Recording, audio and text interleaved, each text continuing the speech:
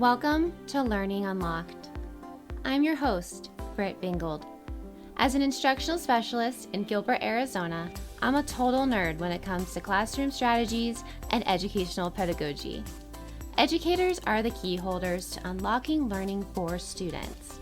So today, as always, my goal is to provide you with resources and tools, the keys, to enable and accelerate learning for all students. Thanks for joining me today. Let's get started.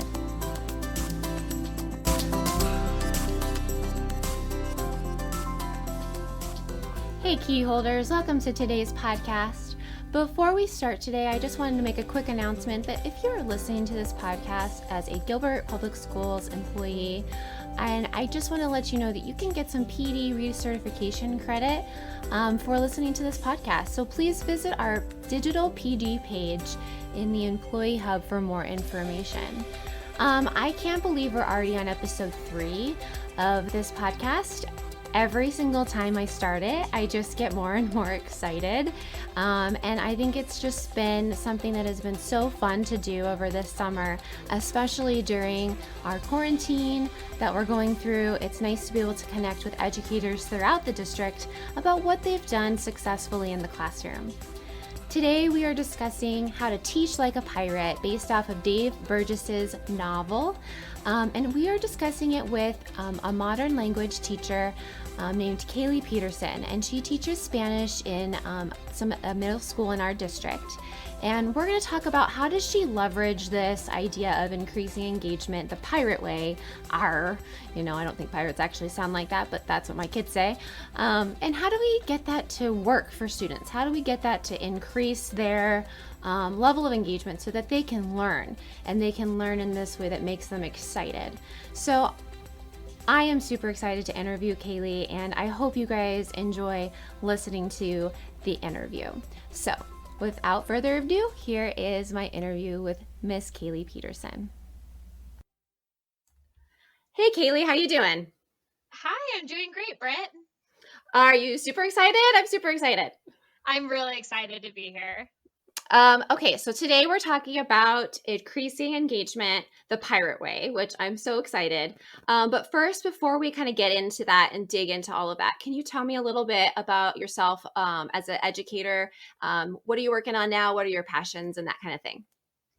Sure. So I'm just actually finishing up my 7th year of teaching, all at Desert Ridge Junior High. I know I've made it this long.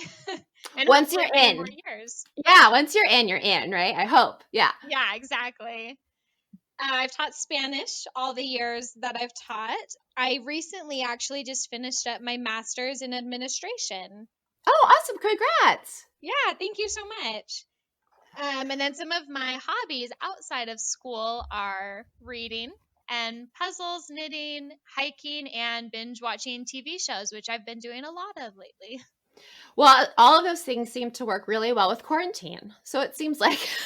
Yeah, anything quiet and indoors I love. So that's good. So the quarantine hasn't been too bad for you then. Yeah, I've been surviving it. Okay, good. And then I see that you're a 5th generation teacher. That's amazing. Yes, all the way back to, gosh, my great-great-grandmother, that would be. Yeah, that's amazing. I mean, I think sometimes it runs in the genes. I look at my daughter and I'm like, yeah, it's happening. You're going to be a teacher for sure. All right. Could you give us a quick overview about just this idea of increasing engagement the pirate way? Like, how did you start this strategy? Did you create it, read about it, find it in a podcast, an article? Where did you kind of start? So actually, I first saw the book Teach Like a Pirate by Dave Burgess at a district training, and the title immediately caught my attention. Obviously, it's super catchy. And then once I read the back cover description, I was like, oh my gosh, I have to go buy my own. They had it as an option for me to borrow, but it was the type of book that I was like, yeah, I'm going to definitely be marking this and writing in it and highlighting, and I need my own. So I went out and bought one that night.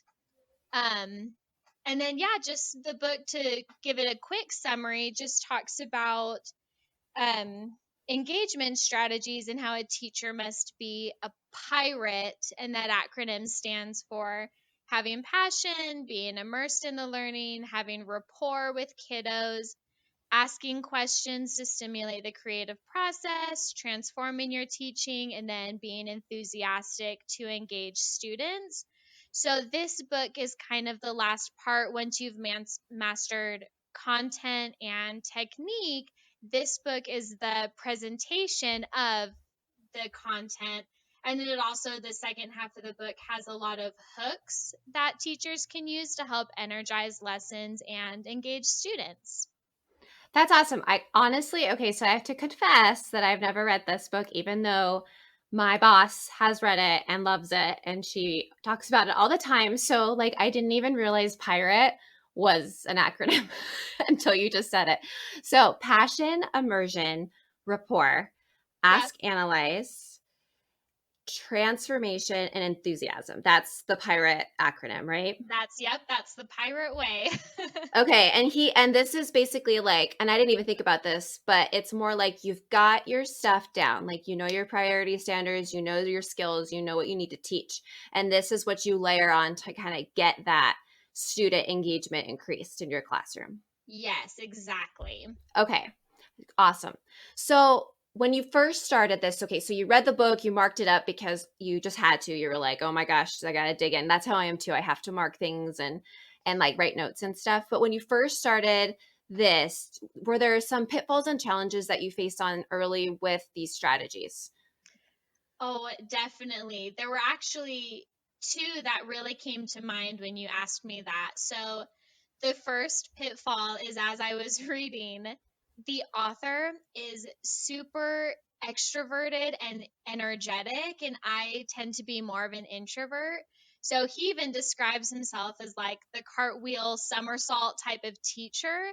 And so I Oh, had to, yeah, he's really intense and it's wonderful and it works for him, right. just wasn't my style. So I had to really look at what he was doing and apply it to what I would do in my own classroom while keeping the same level of enthusiasm and energy.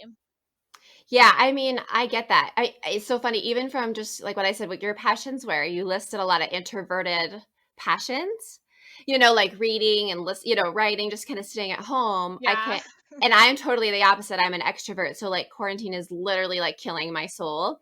It's so bad that I've had to just join TikTok and like basically lip sync to the world because I need to perform. And my husband's like, wow, this is totally like ingrained in your soul. So I can see reading a book like this, you definitely would have to find a way to make it your own. Well, and I actually had a couple of teachers mention that to me as I was reading it, is they said, "Oh, I started the book, but I don't have his level of energy. I can't do it." But it was Hmm. just about taking that extra step of, yeah, what he does is great, but how can I make it my own and doable for me? Right. Yeah. Especially in a Spanish classroom too. I mean, you can apply this book to any content area. So it's not like it's just like strictly one content. You say that it's pretty simple to implement as long as you just make yourself comfortable with it. Exactly. And then Awesome. another pitfall that I faced with this book, is that coming up with creative ideas does take more work, but the work is definitely worth the reward. So once I read about some of the hooks that the author uses within the book, I did spend time collaborating with other teachers and looking up ideas online and reading blogs and asking myself different questions, thinking about the answer. Because creativity doesn't just come out of the blue. It was engaging in that creative process and setting aside the time to be able to participate in that. Right. And I feel like, especially in middle school, they're coming from different contents. So when they're coming in from math or wherever they're coming in into your classroom, to get them focused on Spanish, you need to have some type of hook that's creative, that's engaging, that invites them into the learning. And I think that's a misstep a lot of young teachers make. That I've noticed is they just kind of start, like, okay, here we're going with this. Hmm. And so I really like that you had to kind of take some time and be like, okay, creativity and curiosity is super important to getting kids engaged and on board with whatever is going to come next. And especially in that middle school, high school level, they have to be able to have some brain transition time, I feel like, from one class to another. Definitely. Okay. So, what makes the Pirate Way different from other ways, do you think, of increasing student engagement? Because there's so many. I mean, there's books out there, they're like 40 ways to increase student engagement. And you're like, that's a lot of ways. What do you think is special about this way of doing it? So I just really think that the Pirate Way takes student engagement to the next level. I know we've all read those books, attended those classes that talk about engagement strategies that are effective and that are wonderful. But Mm-hmm. with the Pirate Way, the difference is that students are so excited and enthusiastic about being there that they put forth their own effort to participate. It's not something you necessarily have to draw out from them. Yeah, and I mean, I could see like, oh, this next year being so tough, with trying to make sure they're engaged when they're in kind of a scary situation with, I think the way their classrooms are going to be set up with COVID.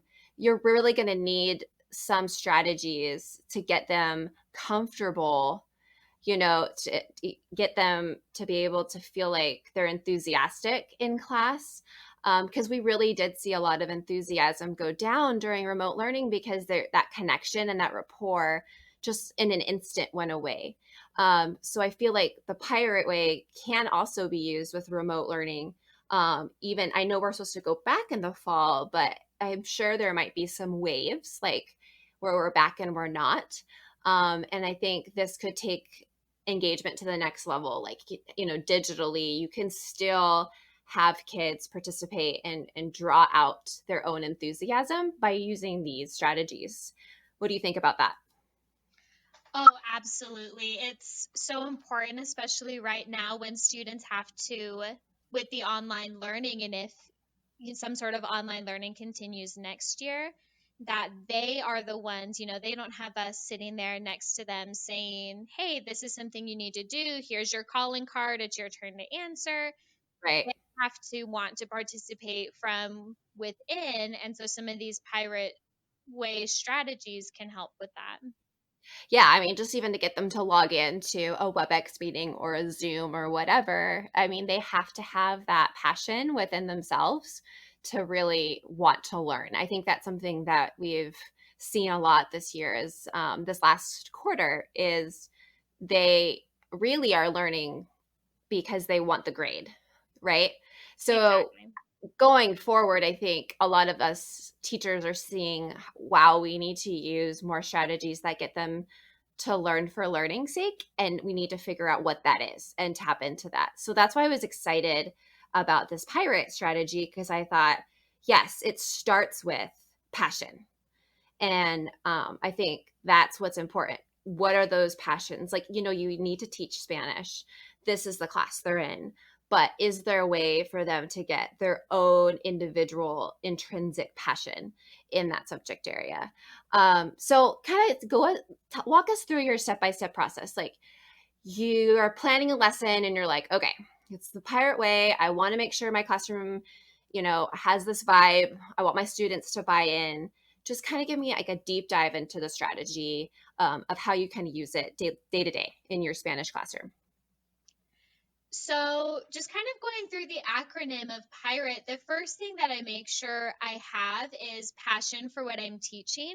So, as much as I would love to be passionate about all of my content, I'm honestly not. But to keep the passion and the fire burning, I bring in other things that I'm passionate about. And something that the author talks about is if you're not necessarily passionate about this content that you're having to teach, I love puzzles. So if I'm not passionate about the content, I'll bring in a puzzle or a problem solving activity that I am passionate about, or a movement activity that I'm passionate about. So even if I'm not passionate about the content, I can be passionate about the activities that I'm planning or passionate just for teaching itself.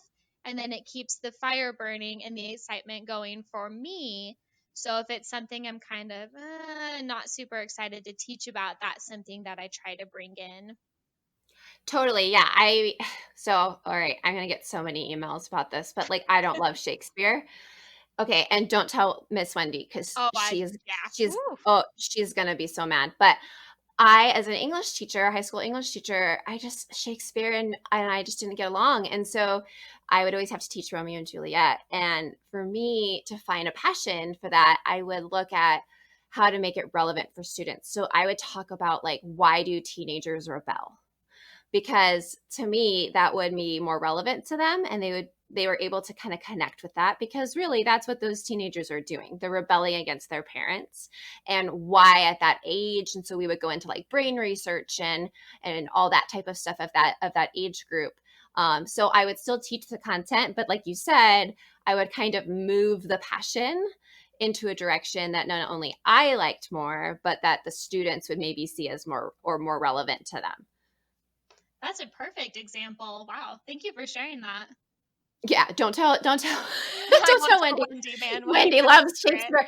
Yeah, oh my gosh, she has this statue of Shakespeare out in our office, and I'm always just like, oh, I feel like he's watching me and judging me a little bit. So okay, so you said the second part's immersion. Is there anything else you have to add about passion? Because I think that was a great example about introducing puzzles and movement into your content so that it keeps it fresh. No, that was really all I had to say about that. But moving on to immersion, which is the I and the pirate acronym, is Yeah. it's so important that once you have the plan and you're giving it to the students, that you immerse yourself completely in what you're teaching. And I think that's a mistake that sometimes teachers make just because we have so much on our plates, Mhm. that you're teaching slash grading slash everything else that we need to do. But if you're giving the most important part of the lesson your partial attention, it's sending the students the wrong message and telling them that what they're learning is not important enough to require your full attention. So whatever you choose to do, you need to be there 100% when you're doing it. So, do you feel like that comes for you in more of a direct instruction model, or like facilitating, just being present, like not maybe just giving them something and sitting down, but maybe just, I mean, like, how do you feel like you immerse yourself when you're teaching a new part of a new lesson? So there's a couple of different ways I immerse myself. I mean, even just proximity and being near and being able to, like in my classroom, and students are speaking the language, being able to help them edit and ask Right. follow up questions of the conversations that they're having. And I think just being there with them and listening is enough versus, sitting at my desk and watching. They're not going to get the same attention as when I'm standing right there in the middle of what they're doing. Especially it's in a world language, it is immersion, right? I think we always talk about like, if you want to learn a language, immerse yourself in the language, you know? So I think even if it's not world language, you as a teacher, you're if you're a math teacher, you're speaking a totally different language to your students than they understand, you know? So you have to remember that they're learning something that is totally new and they need to be immersed in that, and you have to be there to guide them. So I think that's really important. That's awesome. And then you also wanted to talk about rapport, and obviously rapport is super important. I mean, our district is rigor, relevance, relationships, and I hate the order because I feel like relationships should come first in that order, because without having that rapport and that relationship, the students won't follow you down that rigor hole. And so what were you saying about that? Because what I kind of was interested to see what Dave Burgess was saying about rapport too. Yeah. So, and this could honestly be like its whole entire podcast on I its know. own. I hate that it's just such a small section right here. But really, what the author talks about is having that rapport with students has to be established first. Otherwise, they're not going to buy into any of the engagement strategies or lesson hooks. And frankly, it can be scary to try some of the things for teachers and for students that are listed in the book. So you have to establish that trust between the teacher and the students, and then also between the students themselves first, before you can even add in any of these cool hooks that the author talks about. And then he also mentions that, having this rapport and using the engagement strategies can help eliminate a lot of behavior issues that stem from boredom or feeling overwhelmed or having a lack of connection with what's being learned. So rapport is kind of the first step a teacher has to take and build a community within the classroom before moving on to some of the teach like a pirate strategies. And so, like, how do you feel like you establish a rapport? Do you do it like, I mean, I know it comes throughout the year, but do you do anything specific at the beginning of the year with your students so that they do buy in and they do trust you? Is there anything that, like, I'm a brand new teacher and I have no idea how to do this or establish this with my students? Could you give some advice on how to develop that rapport, right? Just from the first day? I always start the first few days of school. We don't even get into Spanish the first few days of school, if I'm being honest, just because I think it's so important to build that community first. So we spend the first 3, 4 days of school just getting to know each other and building that trust between us. And I also always tell my students, and I'll share stories of myself making mistakes as well. Of it's okay to make mistakes. It's okay to giggle as long as we're being respectful and we're learning from those mistakes. And I think that lessens a lot of the anxiety is you're not going to be perfect. I, as the teacher, am not going to be perfect, but that's okay. Let's use those imperfections to learn from each other and build. Oh my gosh, I love that you just said that because I was exactly the same. Like, I don't think I touched English for the first 4 days, 5 days. Like, I would always tell my students very similarly that I would expect them to fail, and I hoped they failed soon. And they would just look at me like I was insane. And I'm like, honestly, if you don't fail, I don't know where to start. And so I'm going to give you things that are challenging, and I need to see where you're at with them. If we succeed, that's fabulous. But if you fail, that's also fabulous. It's gonna let me know where we need to go in class, and that I want to be with you through this learning process. It doesn't matter what my lesson plan is until I know who you are, because every year those kids are different. And so I always felt like I couldn't really create my lessons until I knew the kids. And I think just being upfront and honest with them about that was an automatic way for them to understand that I am your teacher for this year. You are my kids for this year. And so we have to figure out together where we need to go with these skills that you need to know by the time you leave me. Well, I love that. And the author actually used a phrase that I love and I'm going to share here. He says something like, there's no such thing as failure, only feedback. Oh, I love that. That should be like someone's email signature line. Maybe that'll be mine. Right? Need a poster of it. Yeah, that's awesome.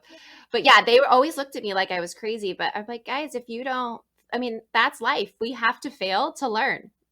So that's awesome. I love that. So ask, analyze. I'm super interested by this. Could you please explain this portion of the pirate analogy? The acronym? Yes. So the ask and analyze was actually different than what I anticipated it being when I started the chapter. So the ask part of the acronym is just asking yourself the right questions to get into the creative thought process. So I know a lot of people think you're either creative or you're not, but that's actually fixed mindset. Anyone that knows me knows I'm all about the growth mindset. Creativity is a skill to be developed, right? It's not something you have or don't have. So by asking yourself the right questions, your brain can start thinking in a more creative way. So some of the questions I tend to ask myself as I'm planning are like, how can I incorporate movement into this lesson? How can I allow students to show their creativity? How can I make this more similar to a real life situation? Can I make this humorous? Which collaborative strategies can enhance their experience? Can I enhance the lesson with music? And then by engaging in this thought process, I'm opening my mind to that creativity and the ideas start coming. That list just makes me happy. I'm going to make sure we have that list of questions in our show notes because I think people are going to be like trying to scribble those down. So I'm going to put them in our show notes at the end of the episode so people can have them, because I think if we went through that process as teachers, I think our lessons would come out a lot more like a totally stellar. So that's awesome. And it gets easier the more you engage in the process. You know, it might not come right away or it might take more time, but the more you do it, the easier the ideas will flow. Right. Yeah. It's definitely like the first time you're going to be like, this takes forever. But then as you do it, or you might even see that like a lesson that you've done before definitely lends itself to music, while maybe another one lends itself more to collaboration. Exactly. Well, and that even goes to the second part of this A acronym, which is analyze. And once you kind of have those ideas and you're looking at your lesson plan, is just analyzing it to make sure that the activity and the creative ideas that you have value in your classroom. So an idea can be fun, it can be creative, the students can love it. But if it's not following your standards, if it's not following your learning objectives, then it's a waste of time, you know? So you have to take your ideas and say, okay, is this just fun, or is it fun but also adding value to what we're learning? Right. And that's a hard balance. I mean, there's things I did when I first started teaching 11 years ago where I just was like, oh my gosh, To Kill a Mockingbird, I'm going to build a tree out of paper mache and it's going to be beautiful. And we're just going to post all of our learning to this. And it was basically what Jennifer Gonzalez calls a Grecian urn assignment, where like it literally was really fun and pretty, but had no relevance or rigor to any standard I was teaching. And it was something I had to realize I needed to cut out later on as I became, I guess, just more familiar with teaching pedagogy and rigor and relevance and all of those things that you just learn as you teach more. But I love that you have to really look at what strategy and what tool actually does enhance it. It doesn't mean you can't have fun for fun's sake sometimes, but the majority has to be with that relevance and that rigor and making sure you're covering the skills for sure. Exactly. Okay, and so then you have a car analogy, and I'm interested Oh, to yes. know what your car analogy is. So the car analogy actually just has to do with the creative thinking process and asking ourselves those questions. So it's actually the author's analogy, not my own. But he talks about when his family was growing, they needed to buy a new car. And so they decided to buy a minivan. And I don't remember what kind of minivan, but he never really noticed minivans on the road before. Once he bought himself a minivan, then all of a sudden he saw minivans everywhere and everyone had a minivan. And so he was saying it's not that there were more minivans on the road all of a sudden, it's that his brain registered, like, oh, this is important, and started picking up on it. So Okay. if we tell our brains it's important that I'm creative and I need to look for ideas to be creative and ask creative questions, then our brains see that that's important and they just automatically start going through the thought process and finding ideas once we get into that habit. Oh my gosh, I love that. I did the same thing when I was pregnant.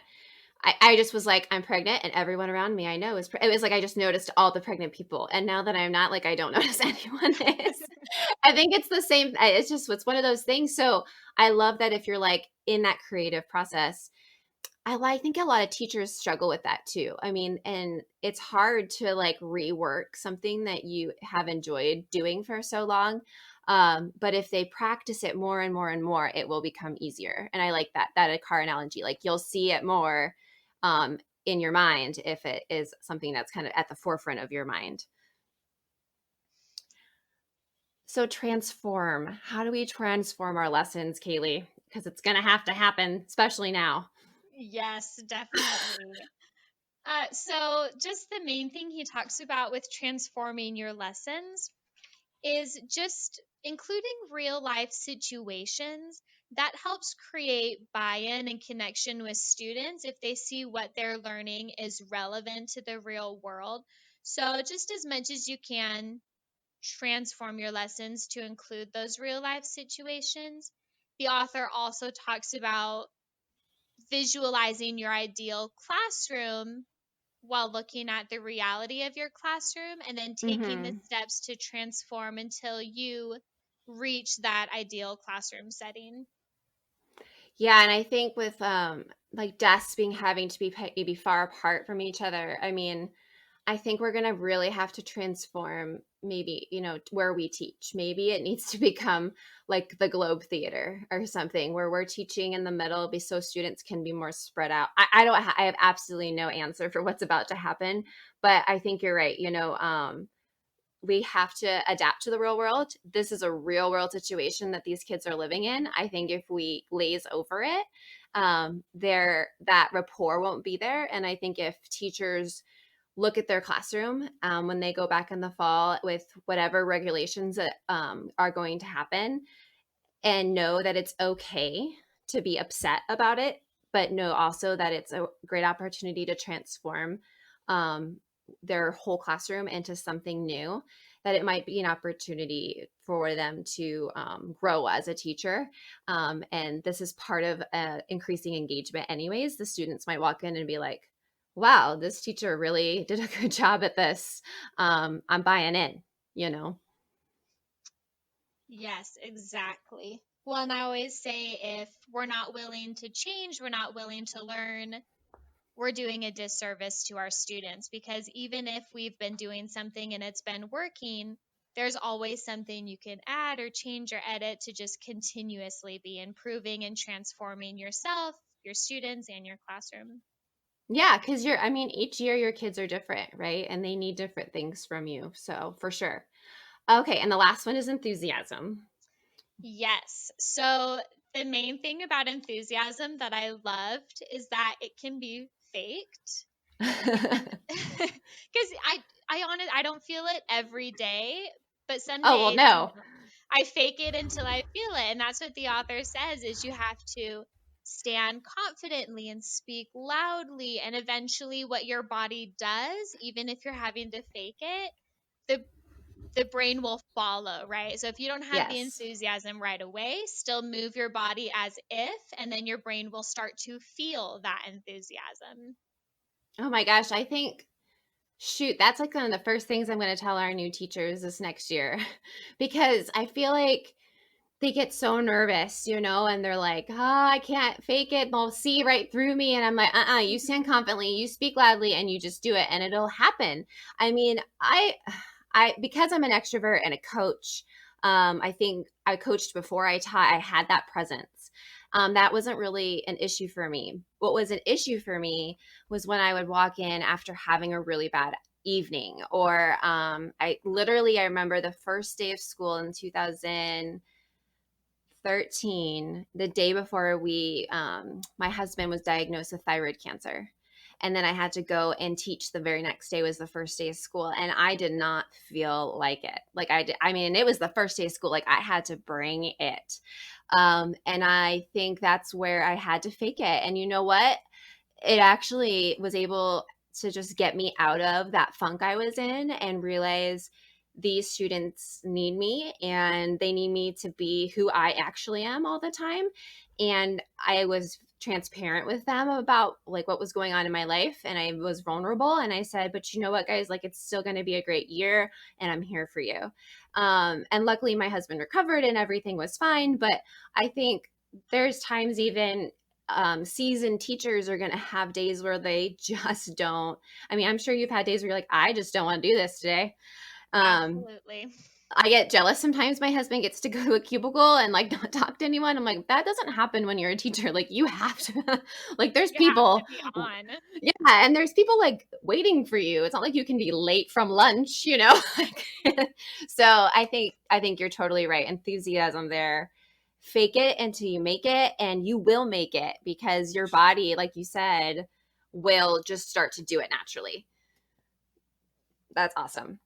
Okay, so just kind of to wrap up, what are the benefits do you think of this? I mean, we've kind of talked about a lot of them, but is there anything like a short story or something specific you have in mind where you use the strategy and all of a sudden you just realize like, this has really shifted my classroom learning space. Like this has really changed the way my teaching has gone after you read the book? Sure. So, actually, one of my favorite hooks that the author talks about is called the teaser hook. And it's where the teacher builds a sense of anticipation when introducing something. So, I tend to use this teaser hook when I'm introducing a new Senior Woolley video to my class. So, for those of you that aren't language teachers or aren't Spanish teachers and don't know, Senior Woolley creates videos and activities for the Spanish classroom, and they offer repetitive, comprehensible input that allows for effective language acquisition. But the storylines are super goofy and entertaining. The tunes are catchy, so students love them. Not only students, but Kaylie sent me a link because I was like, what is a Sir Willie video? Because I need to know before we do this. And I just watched it, and my 3-year-old and my 8-year-old were behind me, and they were like, this is fun. And then it was totally in Spanish, and it had like the English subtitles. But this is like the most, like, this scarf fell in love with shoes, with a pair of boots. And it was adorable, and I could totally see that as being a teaser hook for kids. Well, and so what I decided to do before introducing the very first video is actually the day before at the end of the class period. And you're right. So the 3-part series that I love is called Billy la Bufanda, or Billy the Scarf. Mm-hmm. The scarf falls in So love cute. with a pair of boots. Yeah, it's adorable. Yes. But rather than just say, hey guys, tomorrow we're going to watch a video, right? Like, okay, great, but there's not a lot of excitement or energy with Right. it. I always try to introduce it in like the most ridiculous, over the top, dramatic way that I can. Oh, I and love it. tease Do it. it, right? And it Oh, really yeah. draws students in. So, like, even before we watch, I'll say something like, who's heard of Romeo and Juliet?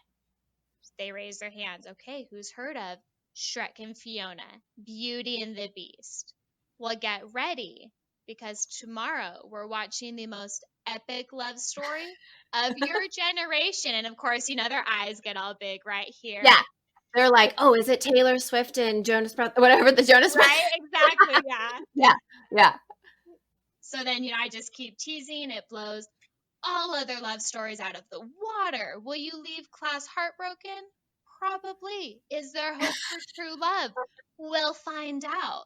And then at this point, students are usually asking me questions like, what the heck are we going to watch tomorrow? So then, of course, already being dramatic, I have to keep being dramatic. And I put Yeah. my hand on my head and I kind of wilt and I say, oh, the memory's too hard to speak of right now. You'll have to come back and watch. And, just, it's a silly, dumb thing, but the students get so into it. And then once we watch it, they're in on the joke, and I have some fake crying. And oh, so awesome.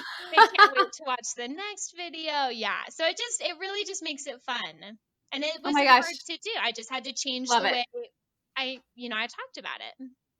Well, and as an introverted teacher, you said a lot of his strategies were difficult for you, but this you were able to incorporate into your own personality. Exactly. I love that so much. And that's what I miss about teaching students is just the teasing them like in those ways. I miss that. Okay, so then he has the kinesthetic hook. Can you go through that kind of quickly? Because I know he's got 3 more, and I know we don't have a lot of time left, but I do want you to kind of briefly go through the 3, because I think those are important for teachers, especially new teachers that haven't ever taught, to know what they are. Yes. So he has so many hooks, just dozens and dozens of hooks. I just happened to pull out my favorite. So Okay. had the teaser hook, and then the kinesthetic hook is where I ask myself, how can I incorporate movement into this lesson? Mm-hmm. And actually, a few years ago, had joined a workout boot camp. And at that boot camp, the trainer had done an activity that I thought was super fun. And so I was like, wow, I love that. I got to bring that into my classroom. So then I actually did. I brought the movement game that we did at the boot camp into my classroom. And so the day before, I always tease it and I say, you guys might want to wear active wear tomorrow. Like we're going to be moving around quite a bit. And they're always like, what? In Spanish? This isn't PE. What are we going to be doing? I love that. I used to do a scavenger hunt, um, a QR code scavenger hunt as a review at the end of each quarter of everything we learned. And I would always do the same thing. Like, okay, now if you're wearing tennis shoes and skirt, you better not wear a skirt or tennis shoes or what. Like, you got to be ready because you're going to be running a lot, and it's a competition. And so and they would just look at me like, what are we doing? So I totally get that. That's so fun. And that's how you get them, right? That's how you get those kids and that's what they remember. They go home that night and they tell their parents, like, today in Spanish, we wore activewear and here's what we did. And that's what they want to hear. They want to hear that kind of stuff from their kids, that the parents that are like, oh, that teacher's awesome. She's really connecting with my student. Exactly, yeah. Okay, so what's the taboo hook? Oh, this one's fun. And Okay. it's, keep it school appropriate because I know the name is taboo, but what I usually do with this one is pretend like I have a secret. So like in Spanish, a lot of teachers, accents aren't the most important thing in a language. Communication is. But when I Okay. teach students about why accents are used and the different meanings that an accent could give a word, I always phrase it like a secret, like, okay, this is something that a lot of teachers aren't going to tell you, but this is why these are so important. And then I go through a silly example of the accents. Papa, looks like it would be father, but it Right. means potato, right? You don't want to go to the movies with your papa because people will think you're crazy. And That's then papa, draw the accent, the little line above the last A, and then it does mean father. So we okay. always just joke about the meaning and say, okay, that's why it's so important. And even with just that one silly story and the secret of the accents, I don't have to teach it the rest of the year because it's funny and they remember it. Oh, they totally would. I mean, now I just learned something. I'm like, oh, I would have totally said, like, I'm going with my potato to the movies because I would have had Yeah. no idea. So that's awesome. Okay, and then the contest hook. So this one is just essentially just turning something into a competition, either Mm-hmm. with you in the class or between students. So for this one, I like to do review games, escape rooms, and just have that friendly competition. I Mm-hmm. love this one, and I love escape rooms. I did an escape room activity one time. Um, and I had a student who was kind of like the cool kid that just liked to lean back and not give any enthusiasm. Right. And We always have one or two, yeah, yeah. He was maybe four. so excited to participate in the escape room, and he was so good at it. And so he was participating the entire class period without even realizing it, because at the end of the class period, I was like, hey, I loved your participation today. Like, I didn't know you were so good at puzzles. And then he kind of remembered himself and was like, oh, yeah, yeah, yeah. And just tried to play Right. it I'm off. so But cool, really, right? he had so much fun and was so excited. Yeah, and escape rooms aren't too hard to make. I think a lot of teachers are intimidated by escape rooms, but you can do digital escape rooms, which we might need to do if we're not allowed to kind of all be together and touching similar materials next year. But they are not too hard to do, really. I mean, I used them a few times before I was unable to be in the classroom anymore. And I mean, kids that definitely were more quiet or not necessarily as participatory would get into them too. So that's awesome. All right. Well, we're kind of coming to the end of the podcast. I so appreciate you coming on. If listeners want to learn more from you, what can they do to find more from you? Do you have like a social media district on the district webpage? What are you on? So I tend to use Instagram and Facebook. So my Instagram is at Kaylie Marie P. You could also Okay. find me through the district email, kaylie.peterson@gilbertschools.net. And then I also have some classes that I'm teaching coming up that will be in the fall catalog. So just make sure you look at that and feel free to reach out to me whenever, and then try and come to one of my classes if you can. I'd love to have anyone there. Yeah, and I think you're doing a class on one-pagers, right? Yes, I think one Yeah. pagers, and I think I'm doing an escape room class too. Yeah, I think you are too. Yeah, so a one pager and escape rooms. So if anybody is in the Gilbert Public Schools district, and honestly, we take outside of district too. There's just a $10 fee, which I think is way worth it just to come and get some new ideas. So if you're in a charter school, a private school, but even a public school that just doesn't have a lot of professional development in person, check us out on our district website. We do have post our class catalog for fall, and you can come and take some of Kaylie's classes and learn about one-pagers and escape rooms. So thanks so much for coming on the podcast today, Kaylie, and letting us, Thank you for having me. yeah, letting us learn about teaching like a pirate. Like, I just learned so much, and I'm super excited to see it in action. Hopefully a lot of teachers got some awesome ideas for starting next school year and how to kind of use a lot of these throughout school. So thank you so much. Thanks, Brent. Bye. Have a good one. Thanks for listening. I hope you enjoyed this episode of Learning Unlocked and finding out more about teaching like a pirate to engage your students. Just a reminder that we are on Facebook, Instagram, and Twitter at GPS Prof Growth. That's at GPS PROF GROWTH. For the show notes from this episode, please visit our YouTube channel at tinyurl.com/PGD YouTube and select playlists. If you have time to write us a review on Apple Podcasts, we would so appreciate it. The more reviews and ratings we get, the more educators will see our podcast. So if you like what you're hearing and learning and think others would too, please head over and provide a review. Thanks again for listening, and have a wonderful day.